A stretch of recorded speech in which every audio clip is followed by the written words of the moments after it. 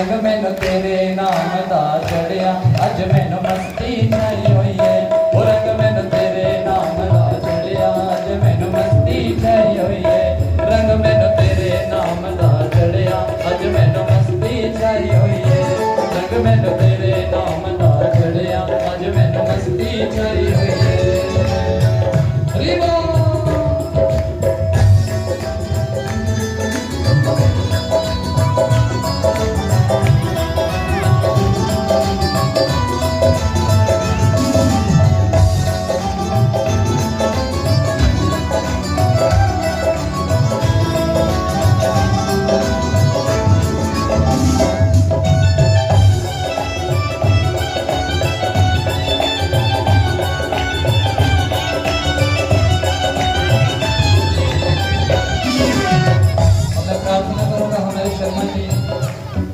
आज की जो भी सूचना है उसको दें और मेरी प्रार्थना है हमारे आज के जितने भी यजमान हैं तो पहले ही आगे आ जाएं।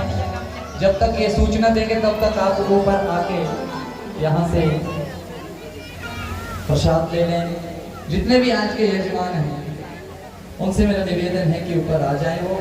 तब तक ये सूचना और जो सेवादार हैं केवल वही उठकर जाएंगे, बाकी सभी अपना स्थान ग्रहण करके बैठे।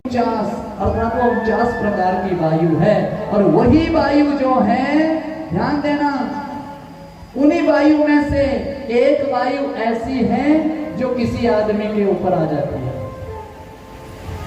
असि कहते इनो माता आ गए, क्या कहते इनो बाबा जी आ गए इनो।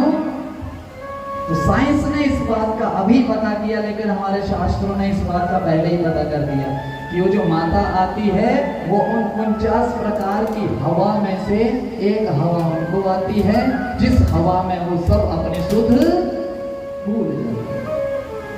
और कई बार कुछ ऐसा कह जाते हैं कि वो सच होता है कि वो तो ये 49 प्रकार की वायु है, इसका भी आपने ध्यान रखना है। इसलिए महाराज दरिद्रता का विवाह दुस्साह मुनि से हुआ। दुस्साह मुनि ले गए आश्रम में हो रही थी स्वाहा स्वाहा। दरिद्रता ने बोला कि जिस भी घर में स्वाहा होती है मैं वहां प्रवेश नहीं करती। बोला मैं रहता तो यही हूँ, मेरे साथ तो यहाँ रहना पड़ेगा। दरिद्रता ने कहा नहीं महाराज मैं घर के बाहर ही रहूंगी। तो आश्रम के बाहर एक पीपल का वृक्ष था, वो दरिद्रता उस पीपल के वृक्ष के नीचे रहने लगी। एक दिन क्या हुआ, लक्ष्मी मैया ने नारायण जी से कहा कि महाराज क्यों ना ऐसा करें, बहन से मिलाएं। होता है ना रिश्तेदारी में जाते हैं तो क्या लेकर जाते हैं, कोई फल लेकर जाता है। लेकिन आजकल उल्टा हो गया, कोई पिज्जा लेकर जा रहा है, कोई बर्गर लेकर जा रहा है। तुसी दस तो होर की सैंडविच होर दसो शर्माओ ना, मोमो और कहीं कुछ अच्छा सा लेकर जाया करो। बोलो राधे राधे। लड्डू का डब्बा ले जाया करो, पहले मंदिर लाया करो, भोग लगा करो भगवान को, फिर वही डब्बा उठाकर ले जाया करो। एक तो हुआ पेड़ा, एक हो गया, फिर वही पेड़ा जब प्रसाद हो जाता है तो सब कैसे खाते हैं? पेड़ा तो ऐसे खाएंगे, आधा अंदर आधा बाहर, प्रसाद तो भाव से खाएंगे। ऐसा किया करो। हॉस्पिटल में जाते हैं लोग, किसी मरीज से मिलने जाते हैं ना और फल ले जाते हैं, मरीज से मिलने जाते हैं, फल ले जाते हैं और वहीं बैठकर उन्हीं फलों को खाने लग पड़ते हैं। किसके सामने? और सुनाओ, अंगूर खा रहे होते हैं, बड़ा खट्टा है। वो बीमार को मिलने गए, बीमार बोलता है कि दरिद्रता आश्रम के अंदर नहीं गई, पीपल के वृक्ष के नीचे बैठ गई। जब वृक्ष के नीचे बैठी तो क्या हुआ, नारायण और लक्ष्मी मिलने चले गए। मिलने गए तो लड्डू का डब्बा साथ ले गए, मिष्ठान साथ ले गए। जब मिष्ठान साथ ले गए तो दरिद्रता ने डब्बा खोल के देखा तो मीठा था तो दूर फेंक दिया, क्योंकि दरिद्रता मीठा नहीं खाती, वो तो मिर्च नींबू इत्यादि खाती है। इसलिए हम अपने घर के बाहर क्या लटकाते हैं? नींबू। और क्यों लटकाते हैं? कि लक्ष्मी अंदर आ जाए और दरिद्रता यहीं पर इन चीजों को खाती रहे। इसका अर्थ ये हुआ। कि दरिद्रता हमारे घर में प्रवेश न करे। बस हमें पता नहीं है, करते हम सब कुछ हैं, करते हम सब कुछ हैं। महाराज पूरे 7 दिन तक लक्ष्मी नारायण दरिद्रता के साथ उस पेड़ के नीचे बैठने लगे। जब जाने लगे वापिस तो महाराज लक्ष्मी मैया कहती है कि कुछ बहन को दे दो महाराज। नारायण कहते हैं क्या दूं, आशीर्वाद ही दे सकता हूँ। तो आशीर्वाद देने लगे। आशीर्वाद क्या दिया? आशीर्वाद ये दिया कि जाओ दरिद्रता जी, हम 7 दिन तक लक्ष्मी और नारायण पीपल के नीचे रहे। जो भी पीपल के वृक्ष का पूजन करेगा वो अपने साथ किसको लेकर जाएगा? लक्ष्मी। और ये आशीर्वाद दे दिया, इसलिए हम पीपल की पूजा करते हैं। लेकिन दरिद्रता ने बोला रुको रुको रुको, ये तो आपने बोल दिया, लेकिन जिस दिन मैं यहाँ आई थी उस दिन का जो वार था वो रविवार था। कौन सा वार? जो भी रविवार वाले दिन यहाँ आएगा उसके साथ कौन जाएगी? कौन? आप जाते हैं इतवार को? बोलो। पीपल की पूजा करते हैं? इसलिए नहीं करते। लेकिन नारायण ने कहा कि लोगों के पास तो समय उसी दिन होता है। तो नारायण ने ये कहा कि जो भी खाली हाथ यदि आएगा उसके साथ तू जाएगी। यदि सामग्री लेकर कोई तेरी पूजा करने आएगा पीपल की, ध्यान देना, यदि आप पीपल का पूजन करने सामग्री लेकर गए, फूल, चावल, टीका, मीठा, फल, मिठाई, तेल, सरसों का तेल चढ़ाया जाता है। वहां क्या चढ़ाया जाता है? तेल चढ़ाया जाता है। पितृ वहीं निवास करते हैं। हमारे हिमाचल में तो विवाह के बाद वहां भी फेरे होते हैं, पीपल का पूजन होता है। शायद पंजाब में आम का पूजन करते हैं, अम्बी का पूजन करते हैं ना। वो इसलिए करते हैं कि आम जितना बड़ा होता जाता है, जितना बूढ़ा होता है, उतने फल मीठे देता है। वो इसलिए पूजन होता है कि आम का वृक्ष बूढ़ा होते होते, बूढ़ा होने के बाद भी फल मीठा देता है। इसलिए विवाह के बाद इसलिए उसका पूजन होता है कि ये दोनों ही बुढ़ापे तक ही मिठास फैलाते रहें समाज में। बोलो राधे राधे। हमारे सनातन में हर चीज का अर्थ है।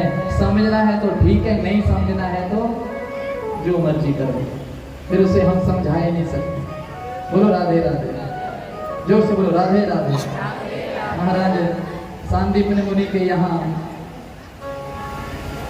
पढ़ाई की, सुदामा एक मित्र बने।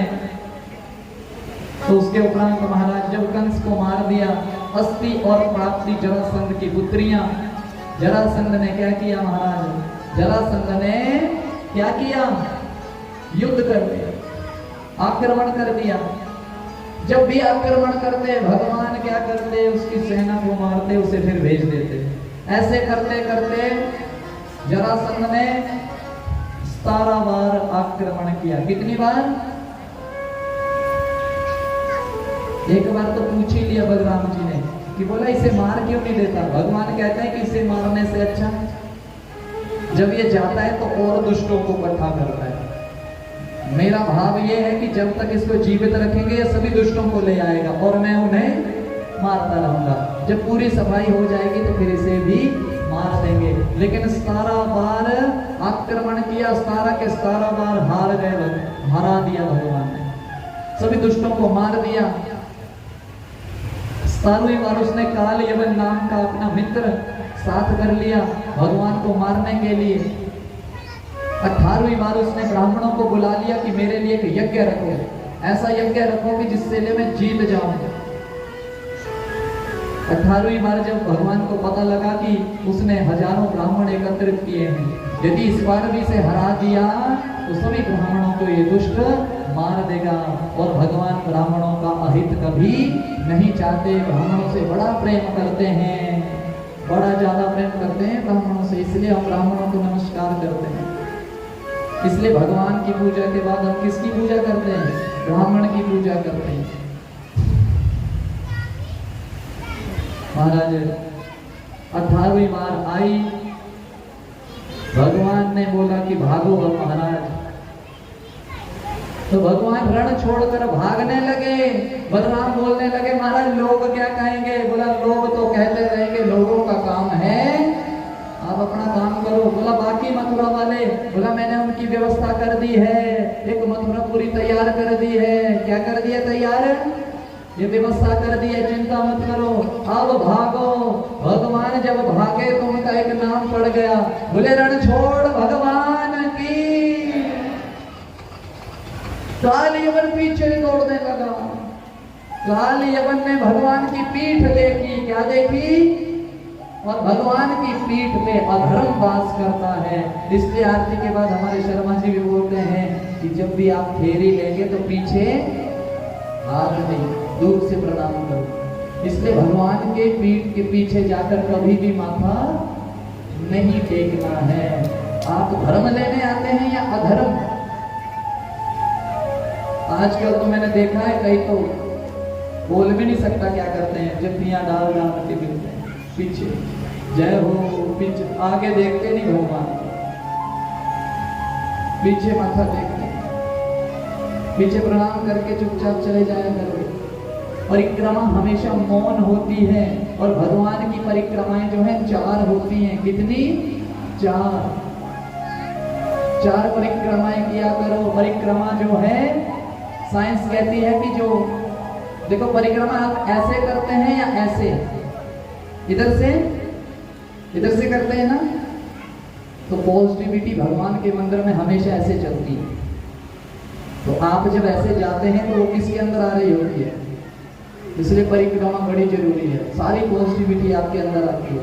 इसलिए जब आप परिक्रमा करते हैं, किसी भी धार्मिक स्थान पर जाओ, उसकी परिक्रमा करना अत्यधिक जरूरी है। ये आप किसी भी संत से पूछ लो। इसलिए जब आप वृंदावन जाते हैं तो पूरे वृंदावन की क्या करते हैं? परिक्रमा करते हैं। गोवर्धन की परिक्रमा करते हैं। जहां भी आप जाएं उस स्थान का कोई ना कोई महत्व है। मंदिर जाते हैं, भगवान की परिक्रमा करते हैं। बस ये ख्याल रखना है किस भगवान की कितनी परिक्रमाएं करें, शिव की कितनी होती हैं। इस प्रकार भगवान के कुछ नियम बताए गए, उनको किया करें। बोलो राधे राधे। तो इस प्रकार महाराज वो जो दरिद्रता थी उसने कहा कि रविवार वाले दिन मैं आई थी इसलिए मैं जाऊंगी। भगवान ने आशीर्वाद दिया कि जो सामग्री सहित आएगा उसके साथ लक्ष्मी नारायण जाएंगे, अन्यथा तू जाएगी। लेकिन लोगों ने रविवार वाला दिन ही त्याग दिया कि अब हम पीपल की पूजा ही नहीं करेंगे। बोलो राधे राधे। काल यवन पीछे दौड़ता रहा, भगवान की पीठ देखते रहा, अधर्म उसके अंदर जाता रहा। भगवान एक गुफा में चले गए। गुफा में मुचकुंद नाम का एक राक्षस था, जिसने भगवान की सहायता की, देवताओं ऋषियों की सहायता की, उसे वरदान मिला, वो भगवान की तपस्या करने लगा। लेकिन उसके पास शक्ति इतनी थी कि जब भी वो आंख खोलकर किसी देखता तो वो भस्म हो जाता। जहां मुचकुंद तपस्या कर रहा था भगवान वहीं पहुंच गए। भगवान तो वहां से दूसरी तरफ चले गए, पर काल यवन ने मुचकुंद को उठा दिया। मुचकुंद ने जैसे ही आंख खोली उसी समय काल यवन वहां भस्म हो गया।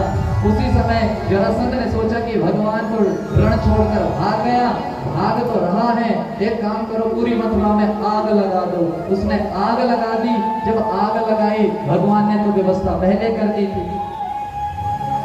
इस प्रकार महाराज जी लीला की मेरे प्रभु ने, और सबको कहां बसा दिया? द्वारिका। कहां बसा दिया? द्वारिकाधीश कौन है? कौन है? बोलो जोर से, जोर से बोलो। देखो शर्मा भी ऐसे रहे वे जैसे पता नहीं क्या पूछ रही। चलो ये 10.25 करोड़ के लिए द्वारिकाधीश कौन है? बोलो। आप जीत चुके हैं 10 करोड़। बड़े खुश हो गए। बोलो राधे राधे। लेकिन आपने कभी सोचा कि जो राजा बनता है बड़ा बेटा बनता है या छोटा? फिर बड़ा क्यों नहीं है, छोटा क्यों है? कभी इसको पता किया आपने? बोलो। नहीं पता? सुनो, भगवान के सबसे सुंदर और प्रिय मित्र कौन है? जोर से बोलो। सुदामा के प्रति आज आपकी सोचनी बदल जाएगी। आप, मुझे पता है, कथाएं सुनने नहीं जाते, आप कुछ और मकसद लेकर जाते हैं, लेकिन ध्यान देना, इस कथा को ध्यान से सुनो। जो लोग ये बोलते हैं, आजकल एक भजन गाते हैं, कौन सा भजन? अरे द्वार पालो कन्हैया से कह दो किधर पे सुदामा। यही तो गलती कर दी उस गाने वाले ने। वो तो कभी मुझे मिला नहीं, पर मिल जाए तो मैं उससे पूछूं कि सुदामा कब से करीब हुआ। तूने बोल तो दिया कि तरफ पे सुदामा गरीब आ गया, कब से करीब हुआ? सुदामा ने जब स्वयं कहा कि कृष्ण तू मुझे कुछ नहीं दे सकता, जब तेरे पास कुछ होगा तो मुझे देना। इतने डींगे मत हाँ अपने, तेरे पास कुछ भी नहीं है, जब तेरा अपना होगा तो मुझे देना। बड़ा अपने आप को द्वारकाधीश समझता है, दे रही है द्वारिका। द्वारिका किसकी है पता है आपको? राजा अनर्थ की। अपने पिता की बात ना मान के अनर्थ शापित हो गया। अनर्थ ऋषि को शाप दे दिया। अनर्थ को जब शाप दिया उसके पिता ने कि धरती पर तू जहां भी रहेगा वहां क्या होगा? भस्म हो जाएगा। तो धरती पर तो भस्म होना था, इसलिए कूद गया समुद्र में। समुद्र में तैरता रहा। अब समुद्र बहुत बड़ा, समुद्र में कितनी देर तैरे, इसलिए नारायण की तपस्या करने लग पड़ा समुद्र में। नारायण प्रसन्न हुए, नारायण ने दर्शन दिए। नारायण ने कहा अनर्थ मांग, क्या मांगता है? बोले महाराज पिताजी ने शापित कर दिया कि धरती पर जहां भी रहेगा तू भस्म हो जाएगा, इसलिए मैं आपसे प्रार्थना करता हूँ कि मेरी इस पुकार को सुनो, मेरा कुछ करो। भगवान ने कृपा की, भगवान ने अपना चक्कर छोड़ा। वैकुंठ का ईशान कोण वो चक्कर तोड़कर ले आया और वो कहां पर रख दिया? समुद्र में। समुद्र में जब उसको रखा वो डूबने लगा। बोला प्रभु ये तो डूबने लगा। प्रभु ने अपना चक्कर छोड़ा और उस चक्कर पर वो टिक गया। अपने जितने भी रिश्तेदार थे धर्म पत्नी सहित अनर्थ राजा ले आया। जब ले आया वहीं पर बसने लगे। सुबह उठते, अब उसमें द्वार बहुत थे। क्या बहुत थे? तो जो भी उठता तो सुबह उठते क्या कहता? द्वार कहां, द्वार कहां, द्वार कहां। तो उस दिन से वो क्या हो गई? द्वार कहां, द्वार कहां, ऐसे कहते कहते उसका नाम पड़ गया द्वारिका। अनर्थ ऋषि रहने लगे सब परिवार। उनके 2 पुत्रियां हुई, एक पुत्र हुआ जिसका नाम हुआ रेवत। क्या नाम हुआ? रेवत के आगे 2 पुत्र हुए, एक पुत्री हुई। 2 पुत्र अच्छे विद्वान हुए, लेकिन पुत्री तो ऐसी हुई गदा चलाने में बड़ी माहिर। क्या चलाने में? इतनी धुरंधर गदा चलाने में कि ऐसा कोई हुआ ही नहीं कि जो उसे हरा सके। उसका नाम रखा, रेवत ने अपनी पुत्री का नाम रखा रेवती। क्या नाम रखा? रेवती रखा। क्या नाम रखा? रेवती। जब रेवती नाम रखा, पिता ने कहा कि पुत्री विवाह कर ले। क्या कर ले? बोला नहीं महाराज मैं विवाह नहीं करूंगी। जब मेरे साथ कोई युद्ध करेगा गदा में, जो मुझे हरा देगा मैं उसी के साथ क्या करूंगी? विवाह करूंगी। गदा का युद्ध हुआ, धुरंधर बहुत दूर दूर से आए, लेकिन सब हार गए। लेकिन अब की बार कौन आए? बलराम। कौन आए? बलराम भी बड़े धुरंधर गदा चलाने में, गदा में हरा दिया। दोनों का युद्ध हुआ, बलराम जी जीत गए।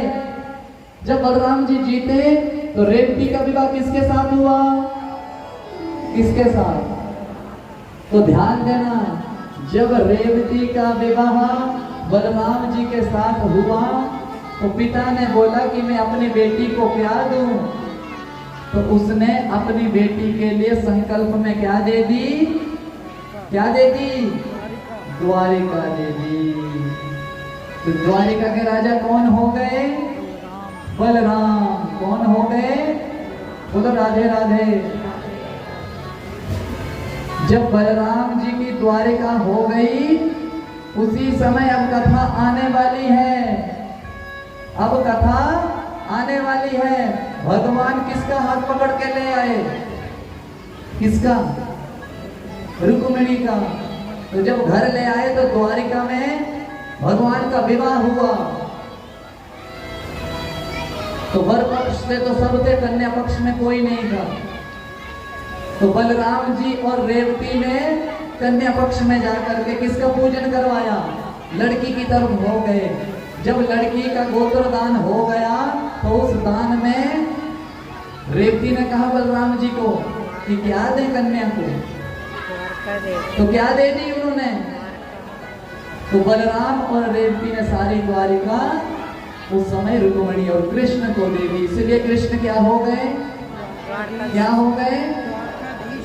तो आप समझे इस बात को, इसलिए वो द्वारिकाधीश है। लेकिन अब जो लोग बोलते हैं कि सुदामा ने चने खा लिए, यही कथा सुनी है ना, झूठे चने खा गया सुदामा, उसने हिस्सा खाया भगवान का, हिस्सा नहीं खाया। ये बात सोचना छोड़ दो, ब्राह्मण किसी का हिस्सा खाने वाले नहीं होते। ये बात ध्यान से सुनो सारे। एक बार दुर्वासा मुनि सांदीपनी मुनि के यहाँ भिक्षाटन करने गए। दुर्वासा मुनि ने कहा अलग निरंजन, मैया भूख लगी है, कुछ खाने को दो। मैया ने कहा कि अंदर खाने को कुछ भी नहीं है। दुर्वासा मुनि ने कहा कि इतने बच्चे रहते हैं अंदर, कुछ भी नहीं है। बोला बच्चे बड़े सुदृढ़ हैं, मर्यादित बच्चे हैं, हमने उन्हें कहा है कि जिस दिन भोजन आएगा मिल जाएगा। संतुष्ट बच्चे रहते हैं यहाँ। लेकिन उसी समय मैया ने क्या किया था? कृष्ण और सुदामा लकड़ी बीनने जाते थे जंगल में, तो उनके लिए पहले ही चने रख दिए थे एक पोटली में बांधकर। एक पोटली में बांधकर चने रख दिए थे, एक बगल में रख दिए थे।